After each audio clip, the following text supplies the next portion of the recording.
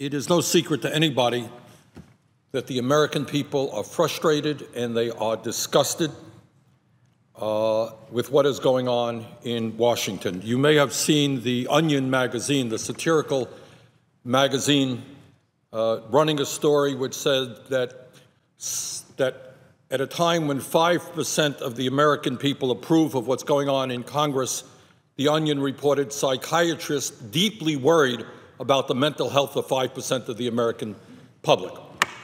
In other words, all over this country, regardless of political persuasions, people literally cannot understand what's going on here. And they have every reason to be outraged and frustrated because so many people today are being hurt.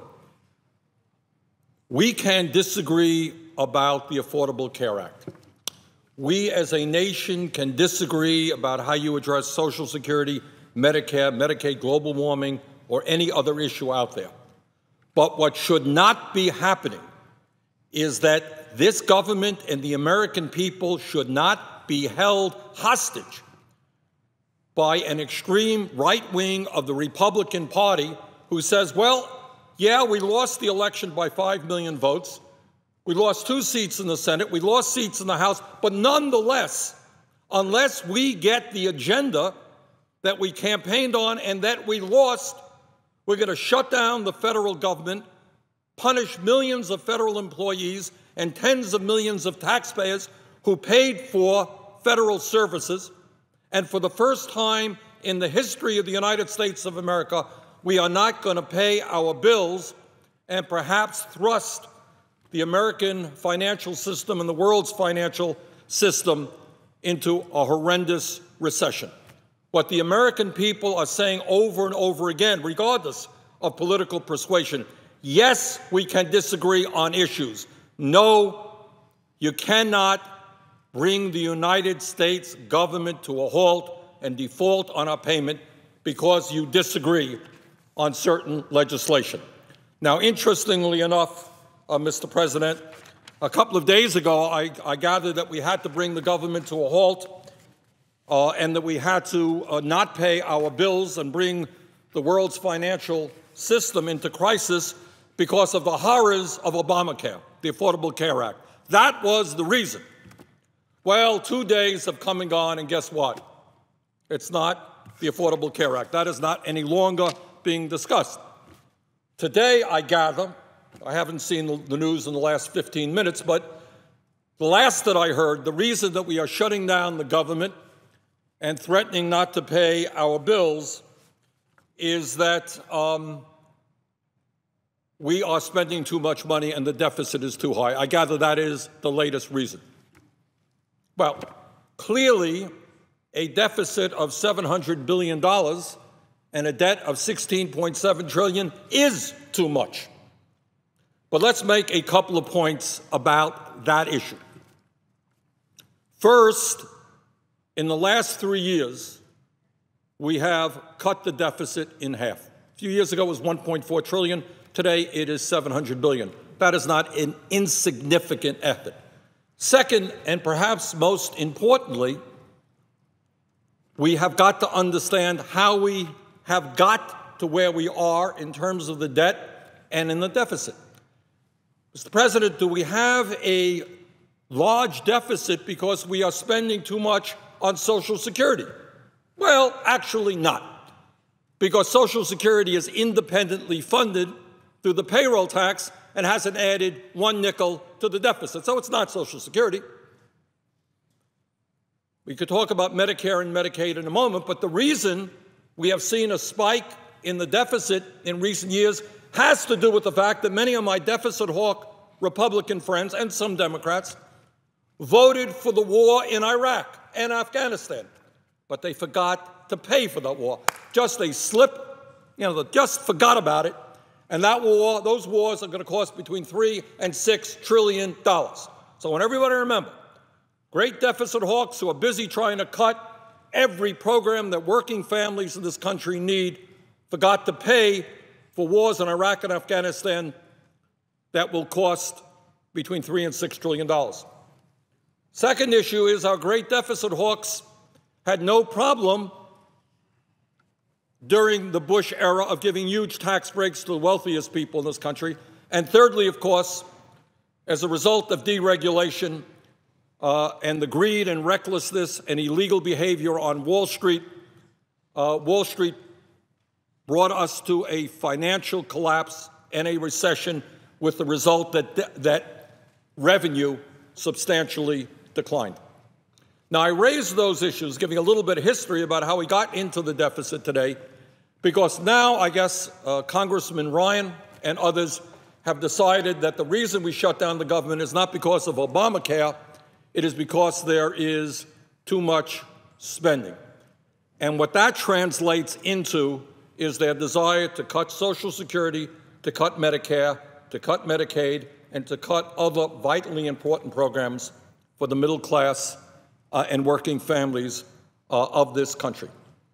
But, Mr. President, before we talk about the pain that would be caused by making savage cuts in Social Security, Medicare, and Medicaid, it's important to put this discussion in a broader context.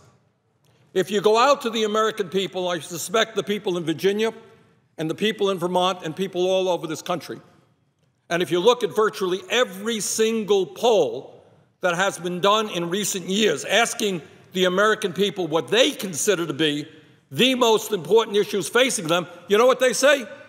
They say the deficit is important. But what is much more important is the issue of high unemployment and the economy in general. That is what every single poll shows. And the American people are right. Deficit is important. What is even more important is addressing the reality that 14%, almost 14% of our workforce, if you count those people who have given up looking for work and are working part-time, almost 14% of our workforce today is unemployed. And what the American people are saying to Congress, create jobs, deal with unemployment.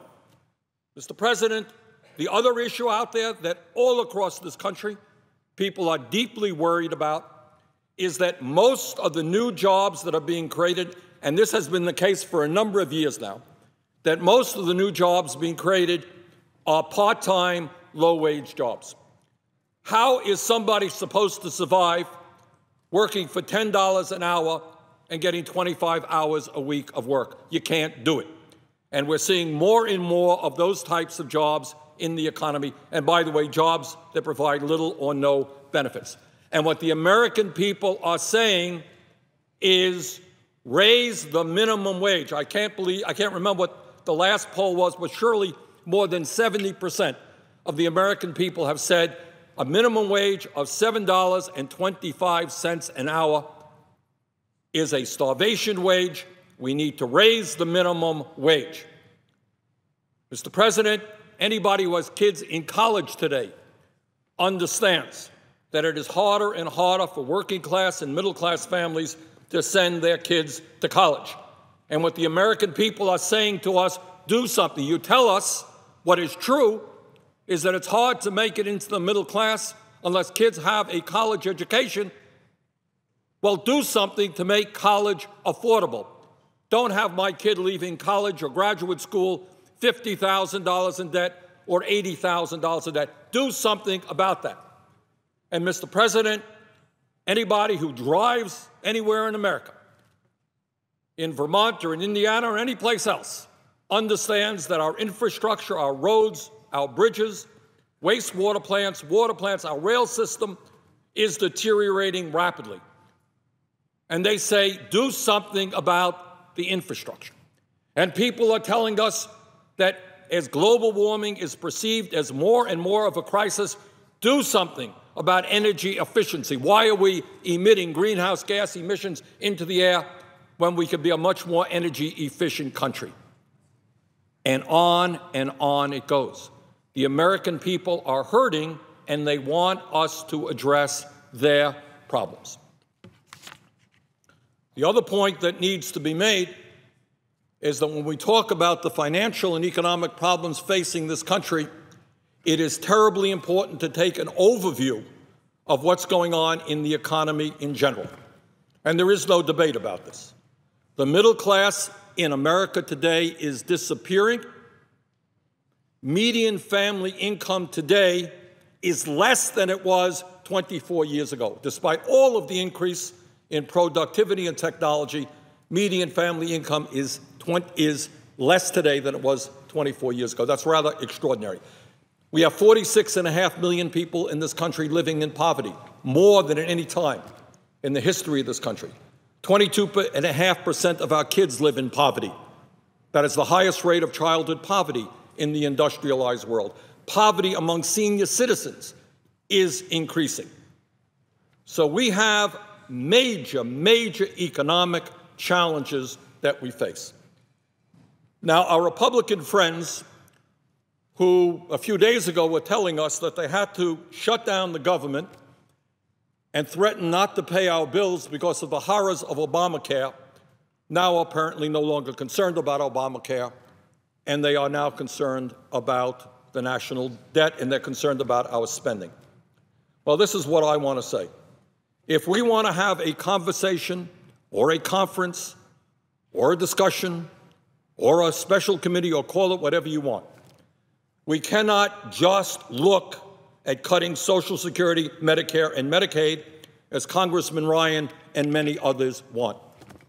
We have got to put into that discussion how it happens that 1 out of 4 major corporations in this country does not pay a nickel in federal income taxes. You think that should be part of the discussion? I think it should be. We have to put into that discussion how it happens that corporate America is putting their money in the Cayman Islands and in other tax havens and avoiding paying tens and tens of billions of dollars in federal taxes. Do we need that into the discussion? I think we do. And if you're going to talk about a conference on the economy, the conference must include the need to create millions of jobs. It must include the need to raise the minimum wage. It must include pay equity so that women get the same wages that men do for the work they are doing. It must include rebuilding our infrastructure. This discussion on the economy cannot simply happen on Republican terms. We live in a country in which the middle class is in rapid decline, while the wealthiest people and the largest corporations are doing phenomenally well. And any discussion that we have after we reopen the government, after we pay our bills, has got to include that important reality.